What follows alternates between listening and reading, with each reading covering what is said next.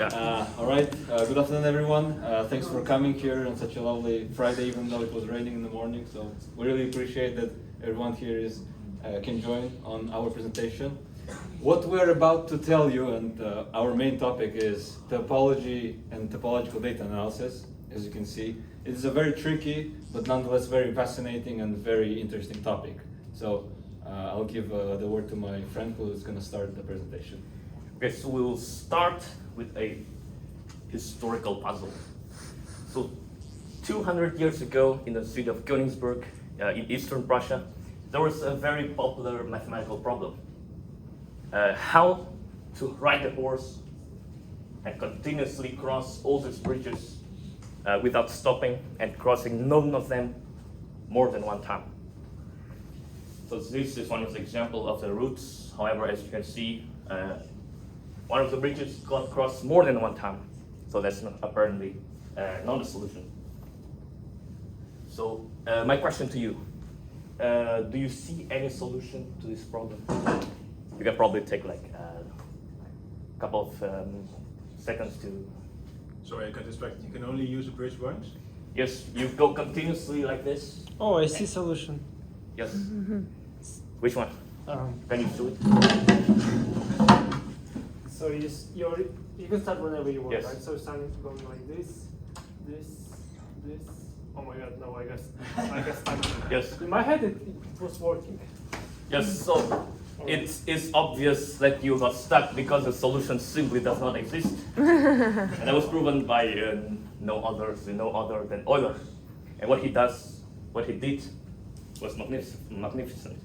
He simplified this map into this very simple network where the dots represent the lands and the bridges represent like the lines.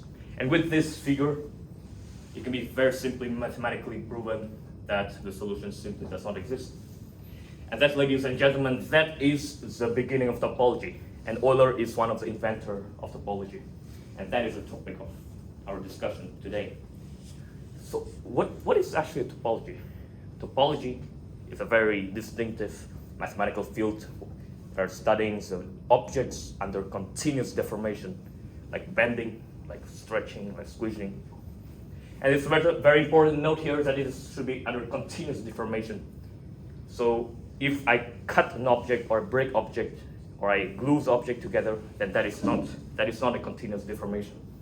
So yeah, you can already imagine like topology is full of this constantly deforming objects. And the central term in topology is homeomorphism, which means topological equivalence. So two objects are topologically equivalent if one can be continuously squished into another. So a donut can be continuously squished into a coffee mug. However, a donut and a bowl, they are not homeomorphic because the bowl, it doesn't have a hole. So how hard you will not try to deform the bowl, it will never get a hole like a donut. So I got this paper. So if I will round this like this, and I will glue it, then this is not a topological equivalence because it involves gluing. However, if I turn that paper into this origami airplane, then this is homomorphic. And that gives another terminology, which is homology. So it's basically the technique of investigating if objects are topologically equivalent or not by simply looking at how many holes it has. And usually homology is represented by topological graphs. So as you can see like here, the spinner can be represented by 3 triangles because it has 3 holes. So what Euler did was creating the first topological graph ever. And that was frankly magnificent. And it is probably also the first case of analyzing data of this map through the topology. And that is our topic right now. So applying topology on data analysis is like exploring, analyzing data through the shape of the data. And it's a very promising field. So the first thing that topology does in data science, it allows to reduce the dimension of the data. So we simulated like a data from a 3D donut, and we squish it into the 2D coordinate. And the topology allows the mathematics behind all this, like squishing through dimensions, like the so-called homotopy. But the most apparent use of topology in data science is the so-called persistent homology, or simply clustering data using topology. So what it does is, imagine you have these data points. The first thing you do is you create like circles around the data, and the circles that intersect. Oh, by the way, the circle has a radius of epsilon. So when the circle intersect, it will be connected by the by the lines. And here you have it, like the clusters. And you group this cluster into groups by coloring them, and then you can approximate the data using like the familiar geometric figures, shapes like pentagon. Yes. Yeah, and that's when I come into play. So as Min mentioned, the persistent homology is basically turning data points on the graph, lining them up, and connecting them with the lines. The most important part is that the shape of our graph has to be in a triangle. Why triangle, would you ask? Triangle because triangle is the simplest polygon that can be drawn on 2D. So what I'm about to show you is a point. Dimension in topological data analysis is called the simplex, essentially. So in zero simplex, our data point would be just a point. In one simplex, it would be a line. In two simplex, it would be a triangle. And in three simplex, this would be a tetrahedron, which is essentially a 3D figure. So whenever we are working with persistent homology, we're essentially taking circles, expanding them, and as epsilon increases, the dots get connected with each other, it creates triangles, and the whole thing is going to be in this really nicely done shape. Another important concept with these triangles are holes. So as you can see in this graph, whenever a dot gets connected, there is a shape. A shape gets aligned with the hole in it. The moment the hole starts to is created, it is indicated on this barcode, and then as soon as the hole gets connected by all the triangles inside it, gets actually filled, it dies. This concept leads to what is called a death-birth graph, which is featured in here. So all the points that we have on that graph are indicated in here. So the y-axis essentially represents the death, the x-axis represents the birth, and these are all epsilon values that we had. So what happens in here? These indicate that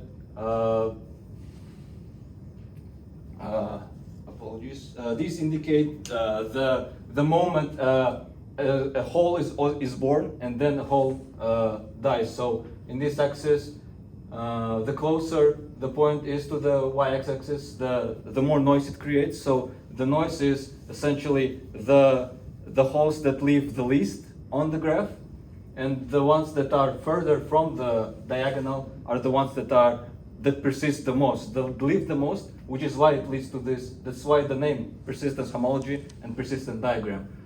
What is important in this graph is that it is widely used in time series analysis. So what we do, we essentially rotate the whole graph 45 degrees. Our y-axis our diagonal becomes essentially the y-axis. We connect all the dots, and that's how we get the persistent time series diagram, which is widely used in finance. And the example can be shown in here. So one researcher took 4 indices of S&P 500 companies. He took the log yield of each day, he lined them up, and what he did is he took time increments of 20 days for 4 years, you can see. He then, what he did, he created the, using machine learning analysis and topological data analysis, he created the persistence diagram. Then what he did is he shifted the time window of 20 days by 1 day. So for example, it was first day, 20th day, then it was the second, 21st day, third, 23rd, and so on and so forth, until he get all the different graphs that, and combined them together, which created and aligned all the points on this diagram that you see here in the blue lines, and called them the Wasserstein distances.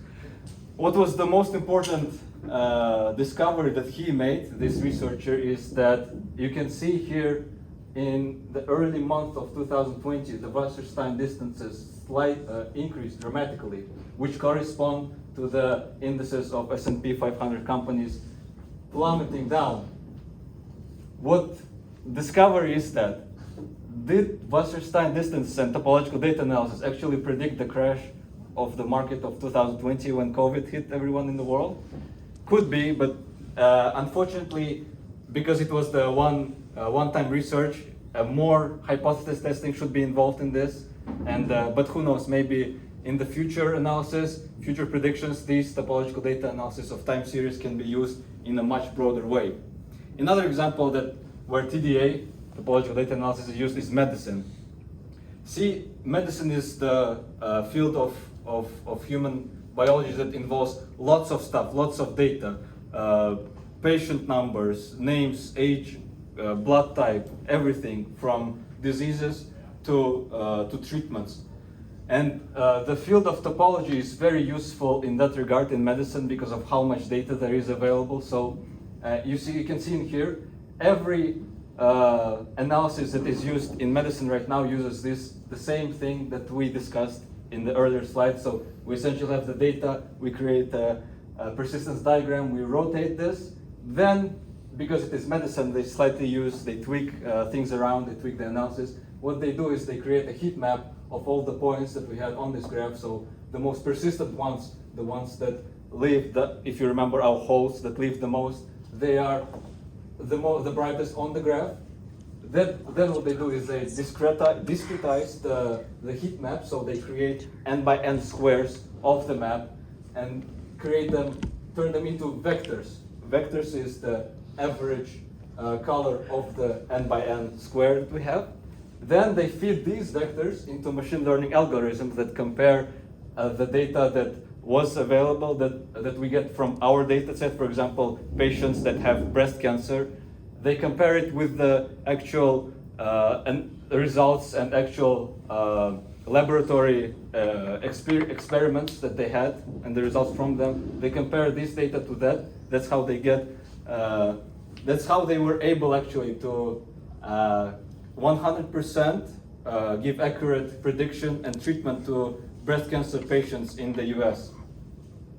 Another famous field is image recognition, generation, and processing, which is a perfect example of topology as well. See, going back to the triangles and why they are very, very neat and very important, and actually fit very perfectly for topological data analysis, because it's a perfect shape and you can actually generate any shape, any form using triangles, just triangles. So what they use in image recognition is similar to what they use in medicine and everywhere else.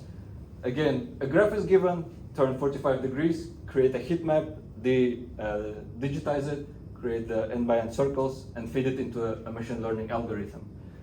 Now, what is important to notice is that we actually had this concept, if you remember, in this course, is underfit, optimum, and overfit. This is, underfit happens when the algorithm cannot really, cannot train well, so it doesn't use all the necessary information available, and it doesn't make the accurate predictions. What we're trying to do is for our algorithm to be in optimum, so as to say, connect all the dots and do not leave anything behind. An example of the image generation actually would be world famous DALL-E AI generation, AI picture generating algorithm. So you can feed this algorithm any prompt in English language, anything you want. These are just the examples that I used for our case. So this is King William Alexander in Teletubbies World, so or Napoleon in Disneyland, or Harry Potter eating pizza. So you can, the algorithm actually takes real life pictures, creates a data set, feeds it to the machine learning algorithm, and it creates this very disturbing, I would say, images of whatever you have in your mind. So, which is another example. Yeah. Oh yes, so now you see this amazing application of topology in real life. So you're probably going to learn it because it's very fascinating. So as you can see here, like some formulas from algebraic topology, like the vector time distance, and you see like the homology groups and. Yeah, wait, cut the crap, will ya? We people do not need all your formulas. We just finished our course. What is the most interesting part is, of course, you can learn the formulas and understand the logic behind that, but it is completely unnecessary and you all been tricked. TDA is way easier than that. You can see in our example, we actually took the assignment 2 of our course of Introduction to Data Science, where the interest rate data set that we were given, and we simply using R code and the special package that we have, TDA stats, we were able to create the persistence barcode, the time series, and the persistence diagram. Using these, you can easily make anything from any data set that you have available at your hand. And you can do that right now as we did in this clear example. So this concludes our presentation about topology and topological data analysis. Get your marks. Get your donuts and go study topology. Any questions?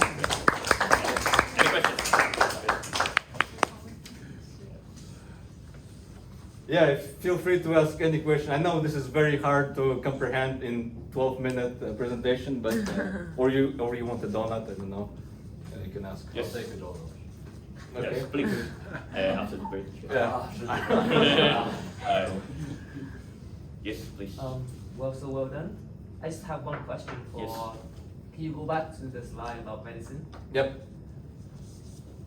So the first part, you managed to explain well the entire process of TDA. It's just that I don't know what the data you would need to use for the first image. Oh, for this one. Yes, and for the second. Oh no, this is just an example that they used in the research to predict the patients that have breast cancer. Yes, yes. But it essentially can be any data set that you have available at your hand. For example, the one that we used, interest rate, is essentially the same. So what we have is just the table, right? In the interest rate, if you remember in the assignment 2. I get Yeah, this one is just an example of all the patient information generated on this kind of a map that they had. You can substitute it by anything, actually. So. I get that, but how does that translate to a graph of birth and death? Oh, this one. Yes. Well, we showed the example again in our code.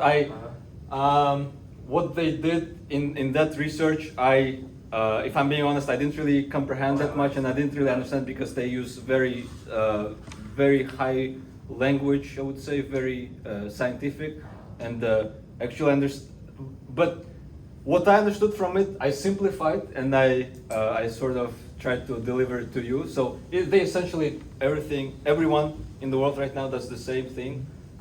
Have a data set, use in our case it is the R package, right? In their case, in the medicine, it could be something different, maybe a Python package or something even more complicated than that. And that's how the whole process is done. I see. Thanks. Thank you. Oh, that was amazing. Thank you.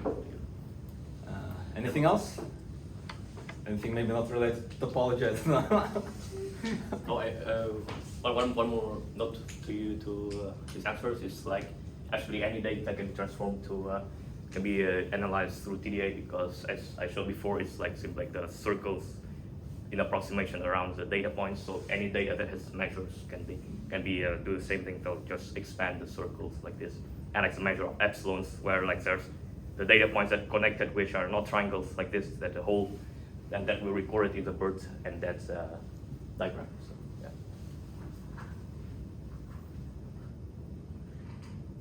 Okay, I guess this is. Thank you. Thank you for your Thank you attention. guys. Well done.